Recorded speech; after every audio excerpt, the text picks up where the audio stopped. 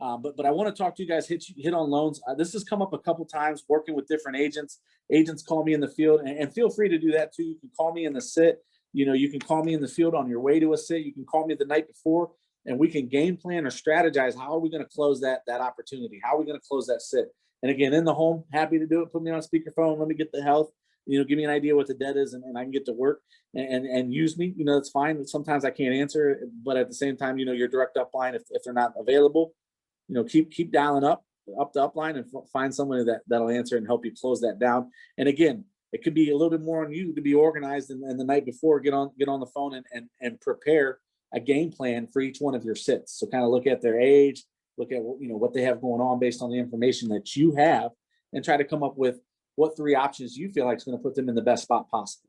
And of course, you can call your upline, and we can kind of strategize and game plan. These are more for newer agents. As you've been here doing it a while, you guys can come up with the 3 best solutions in the home, no problem. But this is one reoccurring thing that's been coming up, and I wanted to touch on it, which a loan. So, having loans on the policy, and I think I briefly touched on this when I went through, what to do when they've had a policy for a while and they build up interest, whether it's cash value, when we're doing a policy consolidation, or if we're, getting rid of a policy consolidation, or just simply able to beat the price and surrender it. And kind of looking at like reduced paid up options. I briefly touched on loans, and I don't think I gave it enough time because this has come up now a couple different times in different scenarios. And I actually think Dennis closed one just very similar with a loan being on the policy. So I want to go through that. And again, if this is redundant for you, great, write it down anyways, because it's always good to touch up on some things. But if you ever come across the policy that has a loan, it's an immediate replacement every time. Every single time that policy should be replaced. And here's why. When you take out a loan on a policy, first and foremost, with whole life, you build interest. That interest is called cash value. So every month you make your premium payment, a percentage of that is going to be applied towards cash value. And again, it's very similar to kind of like a forced savings account. You're putting money in and it's growing with compounding interest. Now, again, the interest is only on the premium amount. So you're not, putting a ton in there unless you're overfunding, not getting on that. We're talking whole life only. ULs don't have loans usually, but I won't get into that. On whole life only, specifically more for final expense, but you will come across this in MP. People oftentimes will take a loan out on their policy. And the way they're able to do that is every month they pay their premium. Interest is accumulating over a period of time. The compounding interest rate really takes off. And all of this is available for you when you get your product guide and your sheet within the policy. Usually page 2, page 3, or page 4 will have a guide basically summarizing exactly in black and white how that policy is going to perform. Some call it an illustration, but really it's a summary sheet of the policy, and it'll tell you what the death benefit is year by year. It'll show you how the cash value will accumulate year by year. And so you'll be able to determine based on that sheet everything in terms of policy consolidation. So when you're looking at policies, you want to look at the sheet. How long have they had it issued? How much cash value is in there? So if we do a surrender with a consolidation, you can tell them how much they're going to get back. Now, sometimes it's tough to determine exactly how much cash value they have because they're in between years. But you can basically look at year 9 and year 10 and say, okay, well, you're halfway in between. So pretty within a few $100s, I can usually determine the cash value.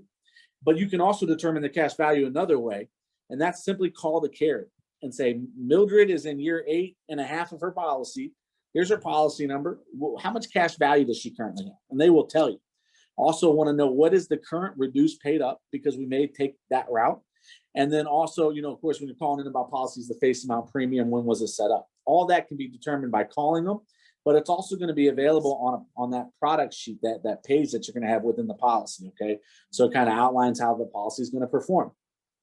If they've taken a loan out, which means that the interest has grown to a point where they see that, and they've probably even been told. I've had people where I'm sitting with them and they're like, yeah, I got the policy, the one you can borrow from it later on. And you're like, yeah, you can do that. But if you do that, you're really going to hurt your policy. Even if it's a UL, the only time you're surrendering that is to take it all out and pay your loan off it. You're not using that money for any other purpose, or otherwise you're really hurting your policy long-term. And you probably just made it a term policy by doing that on a UL. So we try to tell our clients, never borrow from your policy. Never, unless you're fully surrendering it to pay your loan off early, you never take that money out ever. But if they do, It's typically called a loan on a whole life policy. And if you come across the loan, it's a deal every time. Okay. And so, fact find and get into the questions as to what policies they have. And then again, I try to get my hands on every policy. And then I look, have you ever borrowed against that policy? Have you taken out a loan? And if you have, again, I get excited, like, oh my God, I'm going to really be able to help you out so much you have no idea. And so the reason I'm able to help them out and the way the loan works, and I'll get into a case scenario that I actually did about a week or two ago.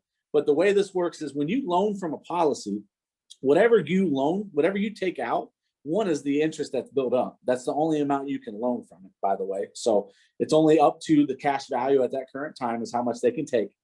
But if they do take out that loan, it immediately reduces the face amount by the amount that they took out.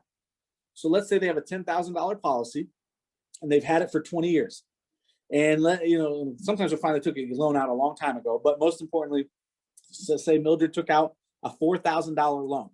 When she gets that money, the minute she requests that loan, and she can do this over the phone, but the minute she gets that money, her policy went from 10 to 6. It's reduced by the amount of the loan. Okay, so she took out 4,000, whatever her policy was, it's reduced by 4,000.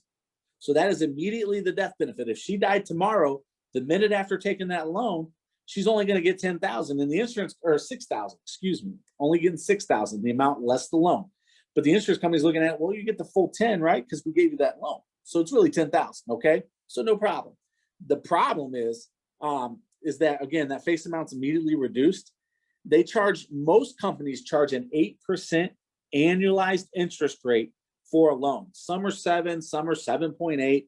But just the rule of thumb is most of the loans, when they originate, they're 8%.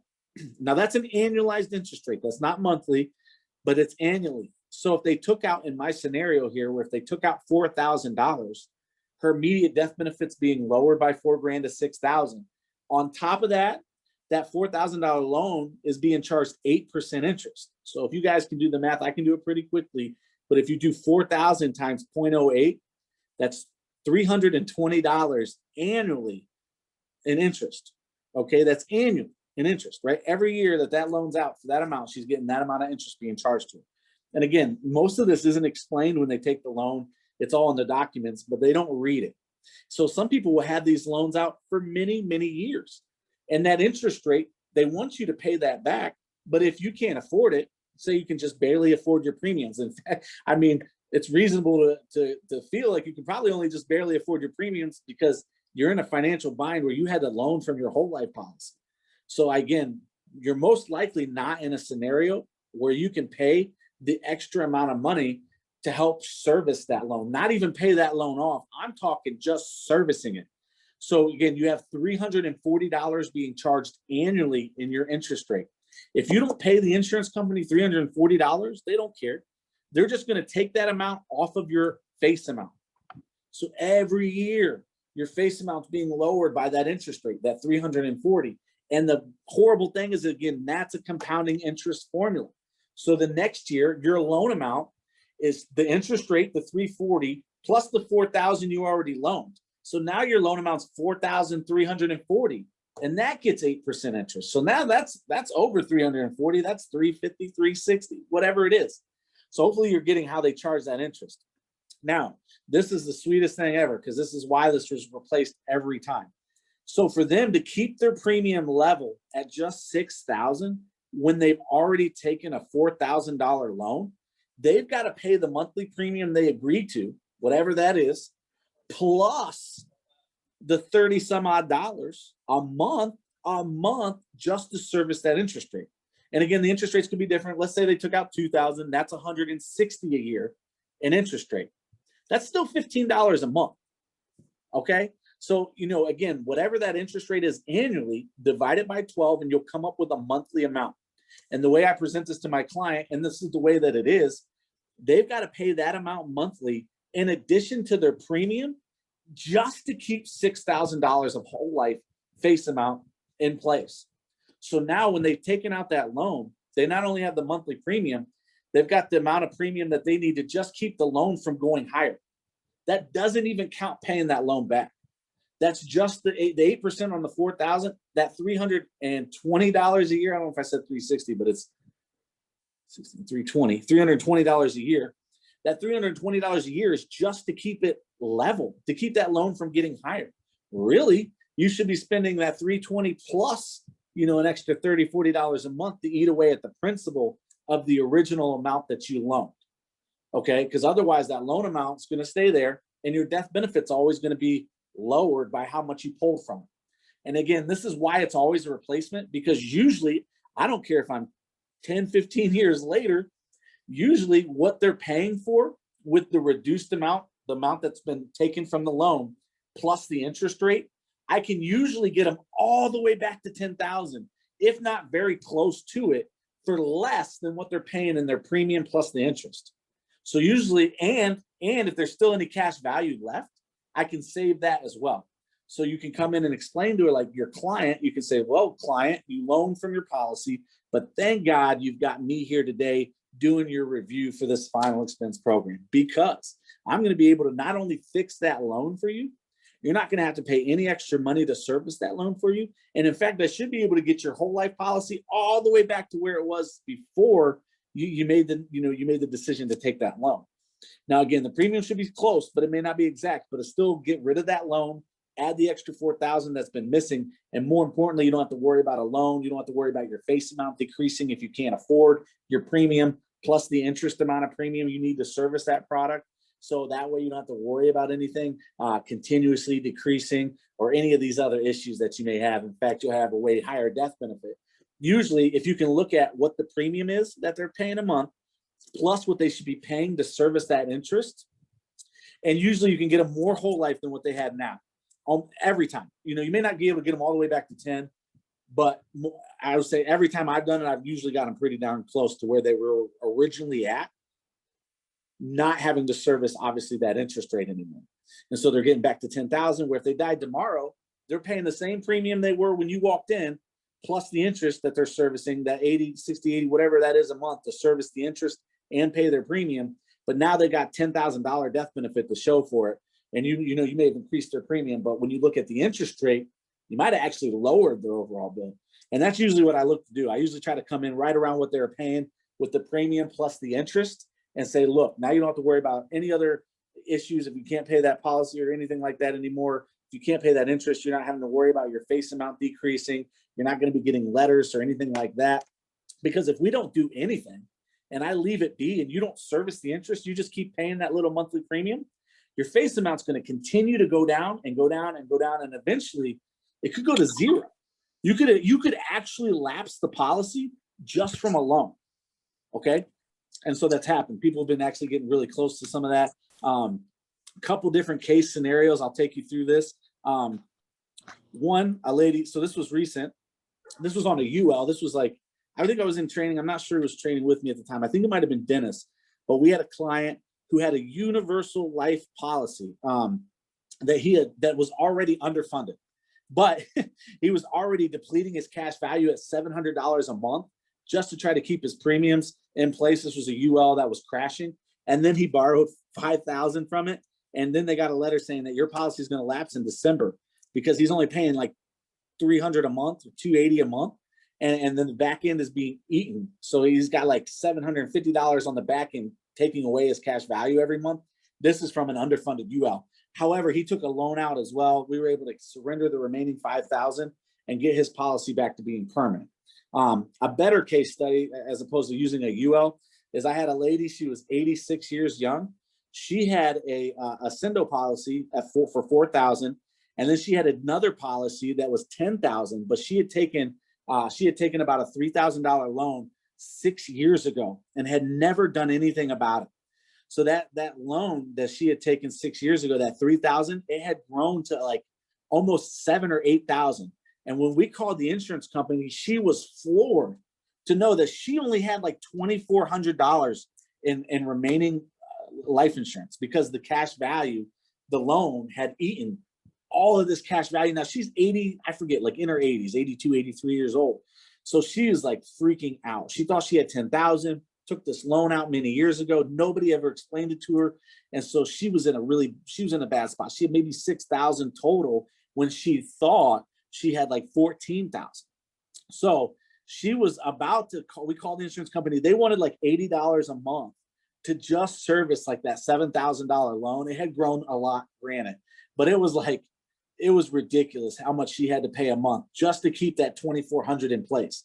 That was a deal no matter what I did. Like just the $80 a month, I was able to get her like 3,000-4,000. You know, she's older, right? You know, we had to use CVS, Ascendo, but point was, even just what she was paying to service the loan, let alone the 10,000 was like $20 a month. It was a cheap policy, but she was supposed to be paying $80 a month to service the loan. So just that alone, I was able to get her more face amount. Now she had only had she had like no cash value remaining in her policy because again, it had eaten every penny of it up. She only had a very little amount of whole life left. But between the $20 a month that she was paying and the $80 to service the loan, the $100 a month, I was able to give her like I believe about $6,000 for about what she was paying or going to pay just to keep $2,400 in place. So hopefully that made sense to you guys and what I'm saying, and the fact that whatever amount that you loan out, that amount that comes out is immediately reducing the face amount of that policy. And that amount that got borrowed is usually 8% interest, some are 7%, but it's getting charged 8% interest. And that's just to keep the premium level. That's just to keep the face amount where it is with the loan out. So again, anytime you come across the policy with a loan, you will be helping your client out tremendously. And the lady that I was telling you about, she's in tears because finding out about that loan, everything had her, you know, really, really in a bad spot. And so knowing that she's dealing with somebody that's qualified, that's a licensed agent, that understands life insurance in the sense that, you know, I can get her in a better spot and help her out when, you know, the agency that she borrowed from, I can't believe none of the agents didn't give her a call and said, hey, you know, look what have you know, look what you did to your policy and what ways that we can fix it. And again, a lot of times they benefit if they don't, you know, pick up the phone and call you. So it's really one of those ways I get indoors too. I'll explain to people, like, have you ever, I know you may have an existing policy in place.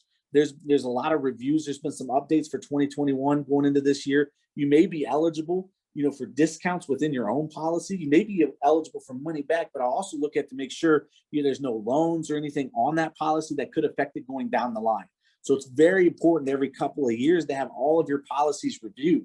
So are you paying for insurance? If they're trying to tell you, no, I'm not interested, or I filled that form out because I'm just curious. Well, thank God you filled that form out, because now you've got an insurance ninja like me to come in and review everything that you have to make sure it's top notch. It's where it should be. You're going to get payouts as you expect. And then more importantly, we're going to make sure that you're not eligible for discounts, and see if you're eligible for any of the discounts that might apply to your policy to lower your bill and give you more coverage. And again, we're talking reduced paid up options. We're talking consolidations and stuff like that. But you don't have to, you know, use RPUs or consolidating policies. Just tell them, you know, there's been some updates for this year. Let me review everything, see if there's any discounts that can be applied to your policy that you may be eligible for. You might be eligible for cash back.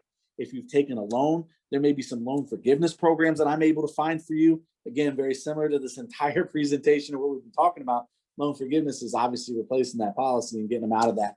But lots of ways to help your client. And I feel like if we take that serve, never sell approach in every home, in every call, and every sit, typically you can find a way to help your client in the home. And again, if we find ways to help our clients, we obviously make money. And so my point was, really want to drill home the loans. Search for those, seek those out. If you can find them, it's a deal every single time. Again, Dennis just dealt with one today. I think his 1.7 rack deal came from that. So highly recommend looking for those loans if you can find them. Get any chance you can get to do the review, even if they're like, I'm not interested, F off, don't you come out here. I get it. But Mildred, I've helped so many people like you. My job's just to get a quick signature, do the review on your policy. I'm not here to hurt you. I'm here to help you. So I promise you, I'll be quick like Nextly. I'm going to beat it like Michael Jackson. I'm going to review your policy real quick. You're going to have that peace of mind knowing that you are in the best spot possible for your agent health. There's no surprises coming up. You're not, you know, you may or may not be eligible for any of these discounts. We'll see. And then furthermore, for you filling out this request, I'll sign this off, let my superiors know I was out here, close out your file. How's that sound? Most everybody's pretty excited about that, right? You know, so we're helping. That's the biggest goal, is to serve them, not sell them. I really hope that made sense to you guys. I know I was going over a lot. I see some chats here. I'm going to go back through these. If you guys have questions, hit the chat, or if you can unmute yourself, ask me. There was a question here. It came in from Stephanie. It says, so if a member has a $10,000 policy and they borrow 2K, does the death benefit go back to 10K? If they pay it back, let's say in a year or whatever, yes. If they pay back the $2,000 that they loan in full, then yeah, it does go back to 10,000. So if they borrow it quickly and get it all back, yeah, it goes right back to where it was. They still would have been charged the interest for that year. So let's just say they kept it for a year and it's 8%. And let's use what you use, Stephanie, that 2,000. So if they pull that 2,000 out, they're going to pay $2,160 back to get 10,000 back in place.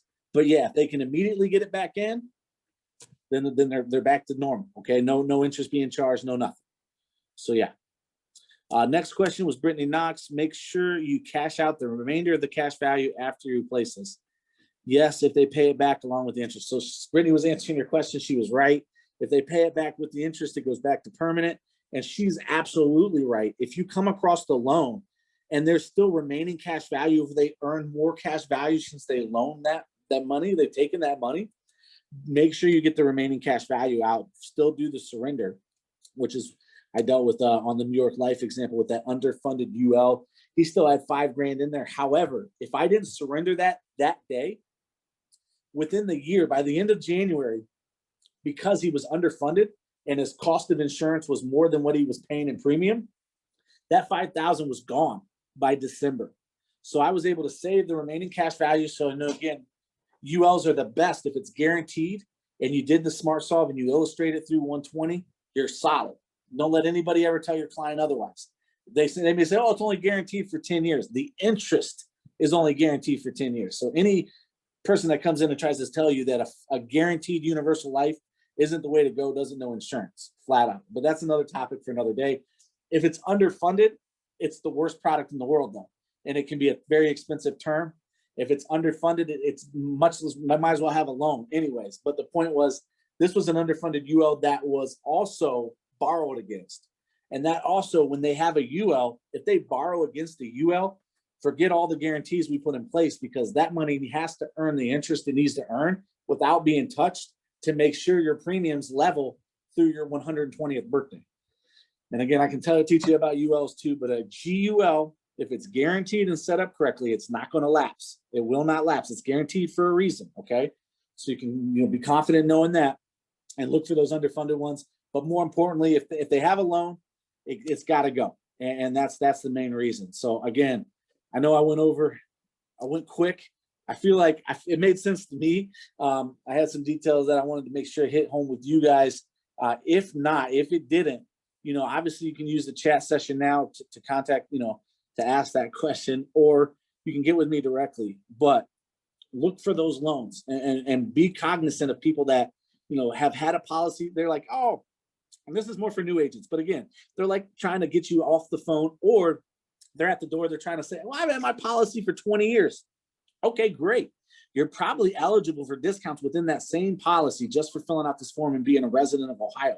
I'm the licensed agent that's out here today to review this with you and see what discounts you're able to, you're eligible for within your current policy. There's no changes being made. So I'll review everything and see what applies to you.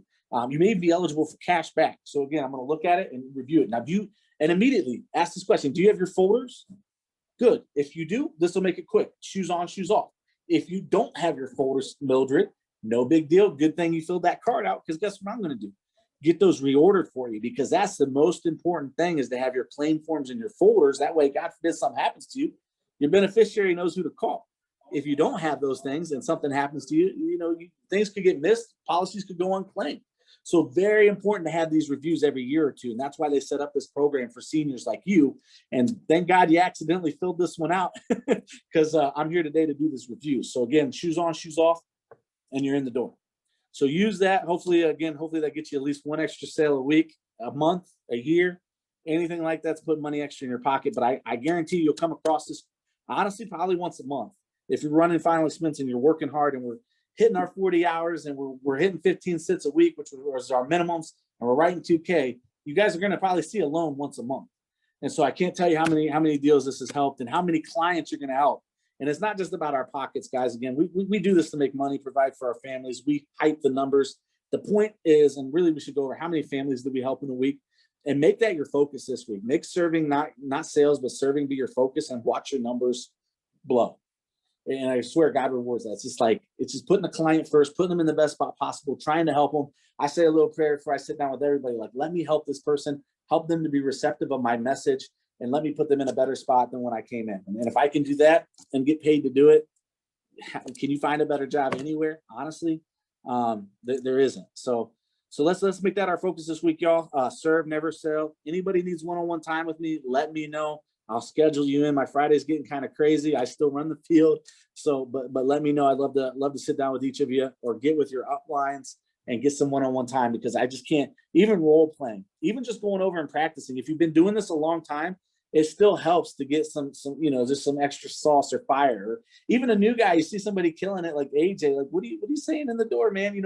Anything that he can, and he's more real. And there's some things I pulled even from him, like just very direct with his approach, like, which can be great too. So just always, keep that ear to the ground. Again, I think I talked about it last week, benchmarking, people that are doing well, that are writing 20, 30K that you constantly see on the leaderboard.